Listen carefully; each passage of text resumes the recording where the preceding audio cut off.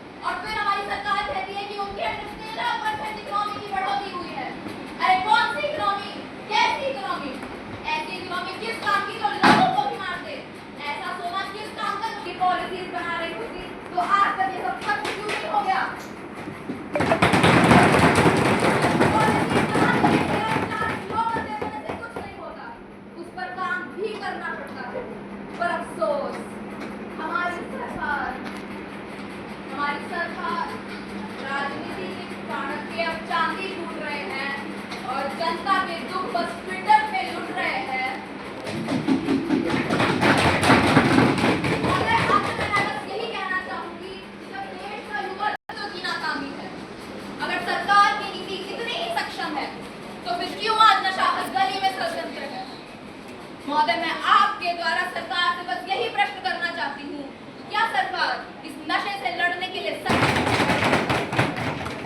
सुश्री सिमरन, सामाजिक न्याय मंत्री। सत्ता में पूर्ण बहुमत से आए हैं, जनता को हम पर पूरा भरोसा है, लेकिन विपक्ष यह सोचता है कि हमारी सरकार बस हाथ पर हाथ धरे बैठी है। हमें अपने देश की युवा पीढ़ी की चिंता है। मैं बताती हूँ 9.51 लाख करोड़ बचत किए गए हैं। माननीय, इसके अलावा धारा 27 के तहत किसी भी तरह के नशीले दवाइयों का सेवन करना एक दंडनीय अपराध है। अरे चाहिए, सरकार तो अपना काम पूरी निष्ठा से कर रही है और जहाँ तक बात है ड्रग माफियों की, तो मैं विपक्ष को यह जानकारी देना चाहती हूँ कि ड्रग माफियों को पकड़ना इतना भी आसान नहीं जितना विपक्ष दल सोचता है। परंतु हमारी सरकार साइकोट्रोपिक सब्सटेंस एक्ट को रखना, बेचना, खरीदना या भंडारण करने से रोकता है और यदि ऐसा कोई करता है तो उसको दंड की प्राप्ति होती है। माननीय, इसी के साथ मादक द्रव्यों का सेवन की समस्या से निपटने और भारत को नशा मुक्त बनाने के लिए हमने नशा मुक्त भारत अभियान भी शुरू किया गया है। इसके तहत नारकोटिक कंट्रोल ब्यूरो द्वारा अपूर्व अंकुश शिक्षण संस्थानों में अवेयरनेस कैंप लगाया जा रहा है और भी जागरूकता फैलाई जा रही है। धन्यवाद।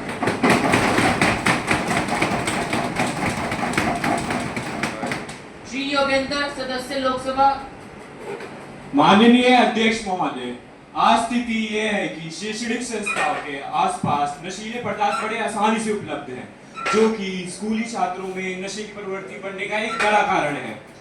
अध्यक्ष महोदय, मैं मंत्री जी से ये जानना चाहूंगा कि उनका मंत्रालय स्कूली छात्रों में नशे की प्रवृत्ति कम करने के लिए क्या कदम उठा रहा है। सुश्री अनुष्का। माननीय अध्यक्ष महोदय, आज भारत में नशीले पदार्थों के बढ़ते हुए इस्तेमाल का कारण एक ये भी है कि भारत के पड़ोसी देशों से इन नशीले पदार्थों की तस्करी आसानी से हो जाती है और हमारी सरकार का उस पर किसी भी प्रकार का कोई भी नियंत्रण नहीं है।